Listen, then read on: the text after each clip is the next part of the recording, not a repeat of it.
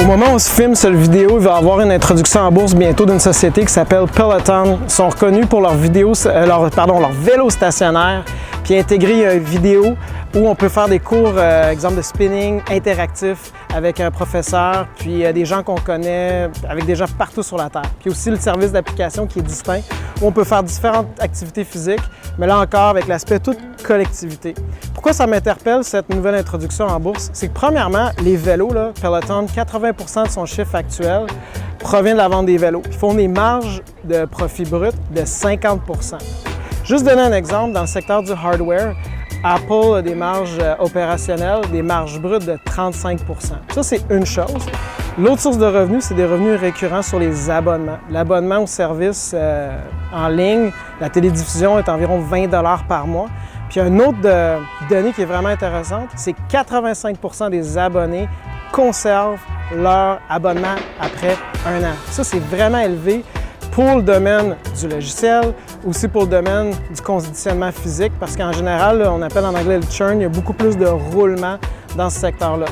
Au niveau du vidéo, ils font des marges de profit encore de 45%. Puis si on regarde les données, là, il y a juste un an, Peloton faisait des ventes d'à peu près 450 millions.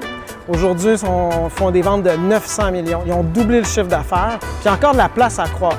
Actuellement, aux États-Unis, il y a 65 millions de personnes qui ont un abonnement dans un gym, puis eux, ils ont environ 550 000 membres. Donc, en fait, ils ont seulement 1% des parts de marché. Ça, c'est des gens qui vont dans un gym. Ils peuvent aller chercher complètement un nouveau marché de personnes qui veulent rester à la maison. Si on regarde les profils du consommateur, de plus en plus, les gens cherchent la convenance, de quoi qui est pratique, s'entraîner à la maison. Quand tu t'entraînes sur le vélo de Peloton, l'avantage aussi, c'est que tu fais l'activité physique, mais tu as l'aspect tribu des gens avec qui tu t'entraînes. Puis c'est vrai qu'il y a de la compétition, il y a des nouveaux joueurs, mais je crois qu'il va y avoir un seul leader parce que l'aspect tribu de s'entraîner avec des gens que tu connais en ligne, bien, tu peux pas avoir 3-4 concurrents puis tout le monde a son modèle de vélo différent puis ça communique pas ensemble. Donc, en général, les gens vont opter pour le leader pour être sûr qu'il y a plus de gens qui soient sur la même plateforme qu'eux autres. Donc, l'introduction va se faire bientôt. Maintenant, c'est quoi le côté négatif? C'est l'évaluation. Dans le marché où on vit, là, Peloton devrait rentrer en bourse. Au moment où on filme, c'est pas encore fait, mais ça devrait être à peu près à 10 fois ses ventes. Donc, une évaluation autour de 9 milliards de dollars. Je trouve ça cher. Je ne serais pas surpris que dans l'entrée en bourse, le titre, là, ce soit un peu, on dirait en anglais, là, choppy, beaucoup de haut et de bas. Donc, à chaque baisse de plus de 5 %, tranquillement, je me bâtirais une position.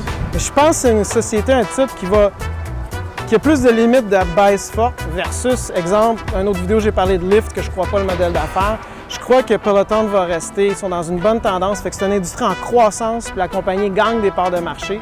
Donc, ce titre, PTON à surveiller, c'est le symbole.